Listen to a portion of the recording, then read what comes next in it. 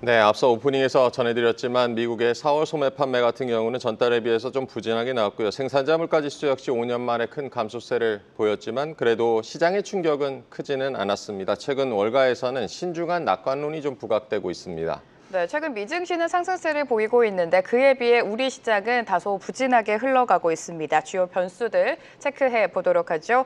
곽상준 신한투자증권 프리미어 센트럴 금융센터 부장 모셨습니다. 부장님 안녕하세요. 네, 반갑습니다. 안녕하세요. 반갑습니다. 반갑습니다. 네. 부장님, 한때 달러 기반 자산에 대한 좀 신뢰가 흔들린다라고 했었는데 요즘 이제 분위기가 좀 달라진 것 같기는 한데요. 이렇게 분위기가 좀 급반전한 배경 뭐라고 보십니까? 그동안에 너무 많이 빠졌기 때문입니다. 4월 달에 마진콜이 큰 폭으로 나왔죠. 한국에서도 보시면 주가의 바닥을 결정짓는 주요한 요인 중에 하나가 신용 반대 매물 이런 것들이 나오면 되는데 미국에서도 마진콜이 연속적으로 터지면서 주가의 낙폭이 과하게 많이 떨어졌습니다. 특별히 빅테크들의 밸류에이션은 최근에 보지 못한 밸류에이션들이 나왔는데 뭐 메타라든가 그다음에 뭐 구글 이런 기업들은 미국 평균 PER 주가 수익 배수보다 훨씬 더 낮은 수준까지 떨어졌어요. 그래서 주가가 많이 떨어졌기 때문에 지금 반등이 일어나는 거고, 그러면 이제 금융시장은 주가가 올라왔기 때문에 반등을 한 것이냐? 많은 분들이 이제 주가의 흐름에 따라서 그들의 우리들의 마음이 결정되는데요. 주가의 흐름에 따라서 마음이 결정되면 투자에서 좋은 결과를 얻기가 어렵습니다. 그래서 본질적인 내용들을 좀 찾아야 되는데요. 너무 많이 떨어졌기 때문에 반등을 했습니다만 그러면 미국의 금융시장은 안정되어 있느냐? 여기는 상당한 의문입니다. 앞서 앵커님께서도 모두의 인사 발언에서 말씀을 하셨습니다만 오늘 미국 국채금리는 10bp가 넘게 떨어졌어요. 그런데 어제 같은 경우는 오히려 7bp 올랐습니다. 네. 하루에 10bp가 오르락내락을 계속하고 있는 건 미국 금융시장이 굉장히 불안하다는 것이죠. 그래서 채권시장 측면에서 보면 주식시장에 대해서 안심할 수 없다 이런 분위기들이 계속 나타나는데, 일단 첫 번째는 외국인들의 미국 채권 매수의 흐름이 과거와 같지 않아요. 네, 그러니까 우리가 지난 4월 달에 셀 아메리카라고 표현할 수 있는 일이 벌어졌죠. 채권도 팔고 주식도 팔고 달러도 파는 그런 흐름들이 있었는데 이게 완벽하게 자유로워졌느냐? 그렇지 않습니다. 이 부분들이 완벽하게 자유롭지 않고 그렇기 때문에 채권 시장의 변동성이 크고요. 그다음 여러분들이 기억하셔야 될 게 뭐냐면 미국의 채권이라는 거는 무위험 자산이에요. 무위험 자산이 4.4%를 기록하고 있다. 그럼 위험 자산은 얼마가 돼야 투자를 해야 할까요?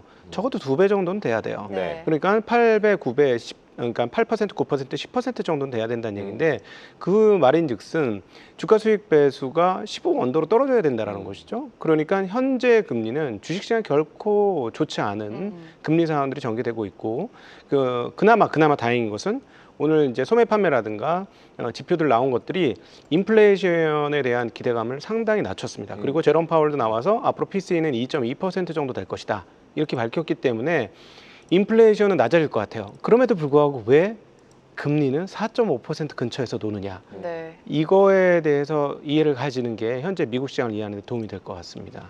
네, 금리에 대한 부담이 지금 있는 상황인 것 같습니다. 그럼에도 최근 미증시는 그래도 좀 낙폭을 많이 만회하는 움직임입니다. 월가의 투자은행도 또 전망치를 올려잡고 있는데 부장님은 미증시 흐름 어떻게 예상하고 계십니까? 그러니까 이렇게 보시면 되겠죠. 우리가 이제 작년도 4분기는 미국 역사상 최근에 근래 보기 힘들 정도로 전 세계의 자금들이 빨려 들어갔던 상황이에요. 그런데 지금부터는 꼭 기억하셔야 될 게 내가 달러를 가지고 있는 달러 보유자라면 어떻게 해야 할 것인가예요.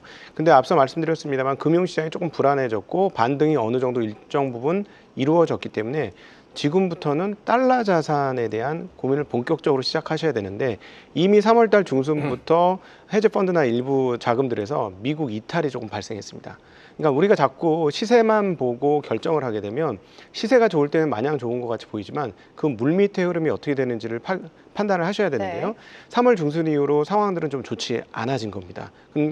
물론 빅테크들의 그 실적에 대한 그 기대치는 유지되고 있어요. 특별히 또 AI 중심으로는 잘 버티고 있습니다. 그러나 이미 지금 미국의 중소형 기업들과 자영업자들은 굉장히 어려운 상황들에 봉착하고 있고 그리고 앞서 잠깐 말씀을 드렸습니다만 소매 판매나 이런 것들이 꺾이면서 그 금리는 안정화될 수도 있는 여지가 있으나 그러나 왜 완벽하게 안정이 되지 못했느냐라는 것을 꺼내 보면 아직 관세 반영이 안 된 거죠. 앞서 모두에서 인사 발언에서 우리 앵커님들이 잘 지적을 하셨습니다만은 관세가 반영이 되는 것은 언제부터일까요? 결국은 6월 달 중순쯤일 겁니다. 네. 그리고 그걸 우리가 지표로 보는 거는 7월 달 이쯤 돼야 될 거예요. 그러니까 그것들을 모두 알고 있고 오늘 새벽에 파월이 발언했던 내용은 뭐냐면 공급망 충격이 언제든지 있을 수 있다. 이 얘기는 지금 인플레이션 관련된 지표인 뭐 PC라든가 PPI라든가 CPI라든가 이런 모든 것들은 안정돼 있지만 그 공급망 충격이 오면 이게 갑자기 움직일 수 있다. 그러니까 파월이 뭐라고 하느냐? 양대 책무를 수행하기가 매우 어려워졌다. 중앙은행이 이 얘기합니다. 양대 책무란 완전 고용과 물가 안정 이 두 가지죠. 이게 지금 굉장히 어려워진 상황이에요. 그래서 너무나 이런 정도 수출을 봤다고 소매 판매와 PPI가 이렇게까지 떨어지는 걸 봤으면 오늘 채권 시장은 채권 가격이 많이 올랐어야 돼요. 그런데 오르긴 큰 폭으로 올랐습니다만 그동안에 떨어진 낙폭에 비하면 많이 못 올랐다는 거죠.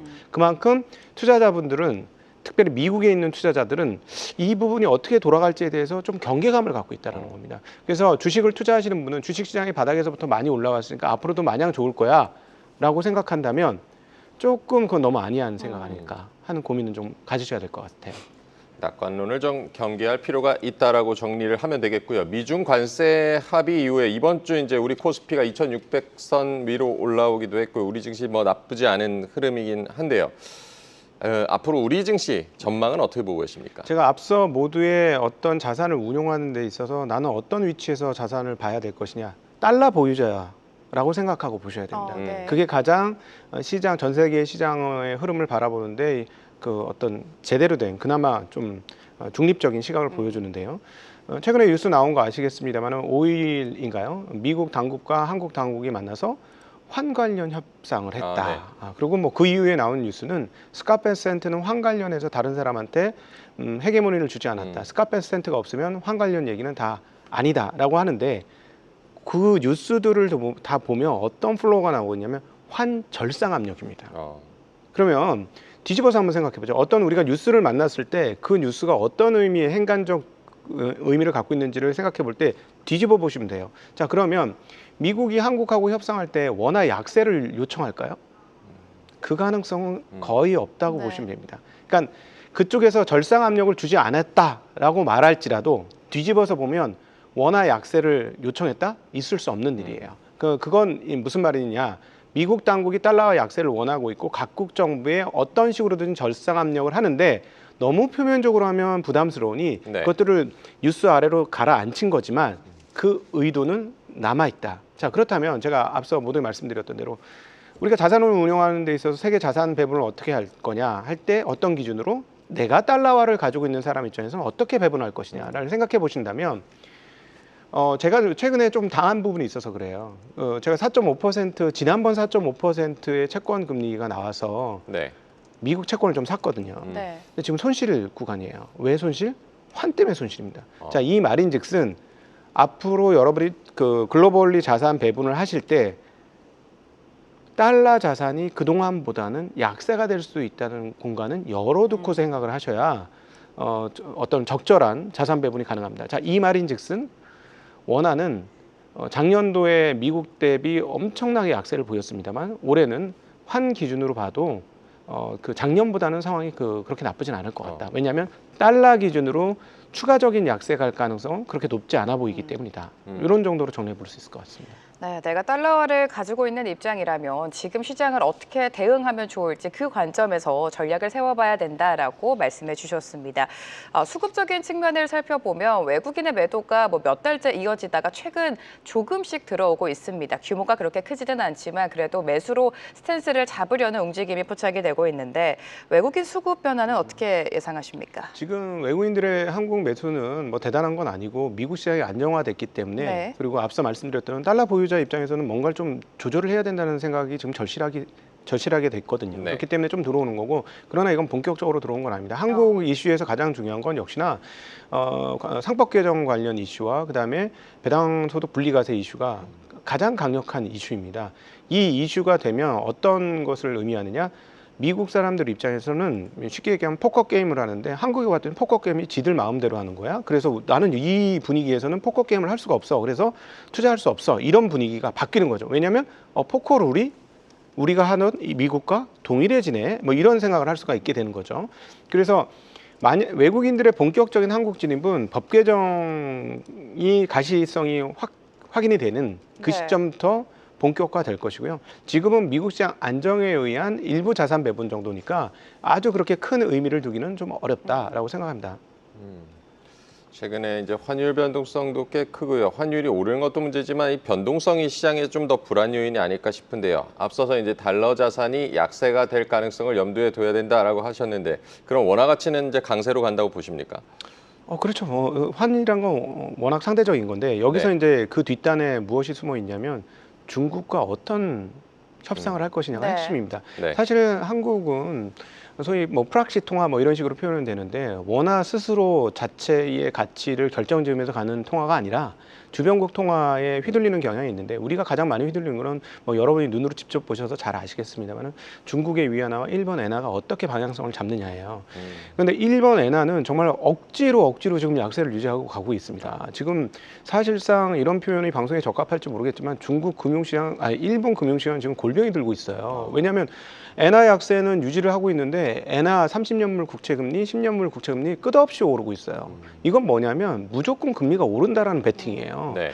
일본 채권 시장에서는 금리가 오를 거라고 채권 베팅을 하는데 어떻게 엔화가 약세를 가요? 이건 억지로 쥐어짜고 있는 거예요. 어떤 일이 어떻게 벌어질지 모릅니다. 그래서 국제금융계에서 여전히 회색 코뿔소처럼 가장 위험한 대목 중에 하나는 일본 엔캐리가 어떻게 될 것이냐예요. 네. 우리가 지금 2번 당했습니다. 작년 8월 달에 8월 5일이라고 지칭되는 그날 완전한 패닉이 났었는데 지나고 보니 일본의 투자자들이 미국 국채를 꽤 많이 팔았어요.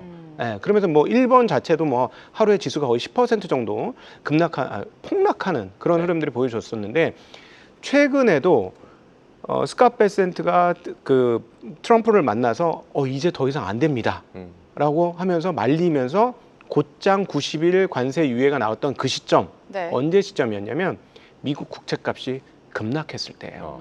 근데 나중에 나온 데이터를 보니까 이거 도대체 누가 팔았지? 처음에 사람들 무슨 생각했냐면 야 이거 뭐 중국 친구들이 미국을 저격하기 위해서 갖고 있었던 7,600억 중에 일부 세게 팔은 거야 이런 생각을 했어요. 네. 뚜껑을 딱 따보니까 웬걸 중국이 판 거는 잘 모르겠고 일본 친구들이 팔았습니다. 근데 그 전에 이 얘기를 앞으로 돌아가면 트럼프 정권 잡고 스캇 베센트가 임명되고 나서 나왔던 얘기 재미난 얘기가 뭐냐면 일본 재무상과 미국의 재무장관인 스캇 베센트가 긴밀하게 협의하고 있다고 했어요. 긴밀하게 협의하고 있다는 건 미국 국채를 어떻게 할 것인가에 대한 협의도 긴밀하게 이루어지고 이거 너무나 중요한 얘기예요. 지금 여러분들 제가 채권 얘기하니까 되게 재미없어 이렇게 할 수 있겠지만 이 채권은 근원적인 금융시장의 흐름입니다. 그러니까 그 관세 90일 유예를 일으킨 것도 주식시장의 폭락도 있지만 네. 사실 마지막 결정타는 채권이었어요. 미국 시장에서 채권이 무너진다? 이 얘기 즉슨 무슨 얘기냐? 미국이 지금 빚으로 살고 있는데 빚을 못 땡긴다는 얘기거든요. 근데 금리가 하염없이 오른다? 못 땡깁니다. 예, 그래서 일본과 협상을 꾸준히 한다, 협의를 꾸준히 한다 이런 얘기가 나왔던 것이고요. 근데 어쨌든 일본 엔화는 사실상 약세이지만 잠재적으로 강세를 언제든지 갈 수 있는 그 가능태를 네. 계속 품고 있는 것이다. 그것은 일본 금리를 보면 확연해진다라는 부분이고요. 또 하나 이제 중국이죠. 한국 원화를 결정하는 주요한 두 가지 통화 중에 하나인 중국. 중국은 아마 버티기를 할 거예요. 지금 사실 미국과 중국이 무역 마찰을 하는 핵심적인 근원적 이유를 한번 찾아보라면 중국이 그 금융시장을 안 열었기 때문이에요. 금융시장을 열었으면 미국은 그동안에 글로벌리 어떻게 했느냐? 종이 쪼가리를 주고 물건을 받았어요. 잘 만든 물건을 종이 쪼가리, 그 미국 대통령 얼굴이 그려진 종이 쪼가리를 네. 주고 받은 거예요. 근데 그걸로 질서를 만들어서 계속 그런 생활을 해왔는데 얘네들이 그것을 어떻게 회수했느냐? 그 종이를 금융시장을 열면 금융시장에 들어가서 선진금융기법으로 땡겨온 거죠. 사실상 그들이 그동안 훈련받았던 그 능력으로 한국에서도 그렇지 않습니까? 외국인들 얼마나 많은 자금들을 한국에서 금융시장에서 뽑아갑니까? 중국도 그러고 싶죠. 네. 근데 아시다시피 중국 시장이 개방되어 있나요? 홍콩 외에 본토 시장 개방되어 있지 않아요. 환 시장 개방되어 있나요? 고시환율이에요. 개방되어 있지 않습니다.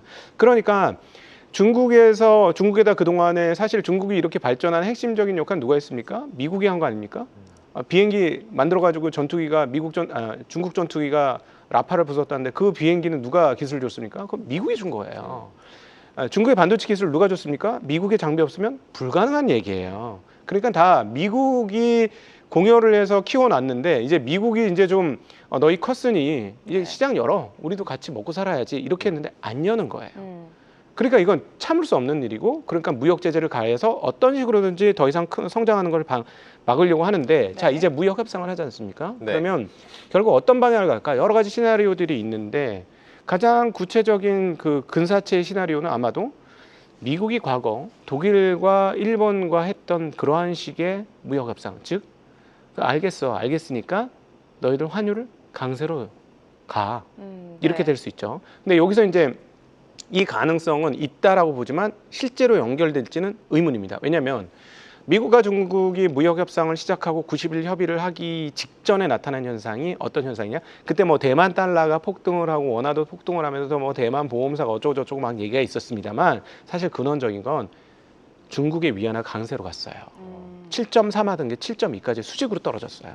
그러고 나서 이제 대만 달러도 움직였고. 네. 그러니까 여기서의 핵심은 아시아권 통화의 핵심은 중국이 갖고 있고 중국의 통화는 미국과의 무역 협정이 어떻게 될 것이냐인데 쉽사리 열지 않습니다. 지금 중국이. 근데 미국은 분명히 마지막 종착역에 가서는 위안화 강세로 해야지 이런 얘기를 분명히 압박을 하고 있을 텐데 아니면 너희 시장을 열어. 네. 금융시장을 열어. 이런 것들이 분명히 있을 텐데 지금 중국이 호락호락하게 거기에 응해해 주지 않고 있는 게 지금 미중 무역 협상의 본질적인 문제다. 그래서 만약에 이 문제가 풀리지 않으면 90일 유예하면서 뭐 30%까지 관세를 내려줬지만 나중에 어떻게 될지 몰라요. 그래서 이 부분에 대해서는 계속해서 보시면서 네. 어떻게 그 시나리오 중에 하나는 갑자기 중국의 위안화 강세가 간다. 아 이러면은 미중 무역 협상이 뭔가 좀 진전이 나는구나 이렇게 생각하시면 되겠고 자 그렇다면 앞서 질문하셨던 다시 돌아가서 원형적 질문에 돌아가 보면 만약에 중국 위안화가 강세가 된다면 원화도 당연히 강세로 갈 수밖에 없다. 이렇게 보시는 게 네. 합리적인 접근이 아닐까 이렇게 생각합니다. 원화 강세는 위안화 강세에 좀 달려 있다. 미국의 위안화 강세 압박이 이어지고 있지만 중국이 현 시점에서는 좀 뜨뜻미지근한 반응을 보이고 있다는 점 체크를 해봐야 될 것 같고요. 산업별로 들어가 보도록 하겠습니다. 최근 미증시에서 엔비디아가 그동안의 하락을 딛고 좀 반등세가 나오고 있는 상황인데 AI 반도체 산업 성장에 대한 여러 가지 우려도 있었습니다만 이 반도체 업황 어떻게 보십니까? 반도체 특별히 AI는 너무 좋죠. 이번에 그 네. 중동에서도 이제 국가들이 참여전 네, 하려고 네. 하잖아요. 네. 처음부터 그랬습니다. 빅테크들끼리의 전쟁이었어요. 근데 빅테크들의 전쟁을 한 이유는 걔네들의 현금 흐름이 너무 뛰어났기 때문입니다. 돈을 그냥 갖다 쓸어 모으고 있잖아요. 전 세계에서 장사를 하고 있기 때문에 돈을 갖다 쓸어 모아요. 그러니까 오죽했으면 자사주 매입을 그냥 채권 발행해서 자사주 매입까지 해줄 수 있고 소각까지 해줄 수 있는 건 미래의 현금 흐름이 보장된 사업을 하고 있기 때문입니다. 그렇기 때문에 그 강력한 현금을 바탕으로 AI 군비 대전을 벌였죠. 네. 근데 문제는 뭐냐면 국가 단위보다 더 강력한 현금 창출 능력을 갖고 있기 때문에 국가들이 낄 자리가 없었어요. 그런데 이제 얘네들이 이제 슬슬 어느 정도 캐파를 가지고 클러스터를 만들기 시작했죠. 그러니까 약간의 공간이 생기기 시작하는 거고 그다음에 뭐 코어스의 어떤 TSMC 코어스 설비가 계속적으로 증설이 되면서 이쪽도 생산량도 조금씩 여유가 생겨요. 자 이제 이번 타자로 누가 들어오느냐? 국가들이 들어오고 있습니다. 한국도 뭐 AI 50조, 100조 뭐 이런 얘기가 나오고 있지 않습니까? 자, 그래서 AI 산업 전망 자체는 당분 최소 한 1년 반 정도는 그대로 유지될 것 같고 네. 이 부분은 너무나 명확한 게 TSMC의 캐퍼 증설 스케줄만 봐도 너무나 명확하고 하이닉스의 HBM 그 납품 계약만 봐도 너무나 명확한 미래가 그냥 정해진 미래다 이렇게 볼 수 있는데 자 이제 문제는 무엇이냐? 그렇게 좀 엔비디아가 옛날에는 이익 대비 40배대에 거래됐어요. 지금은 오늘 주가 기준으로 한 33배에서 35배 사이 정도예요.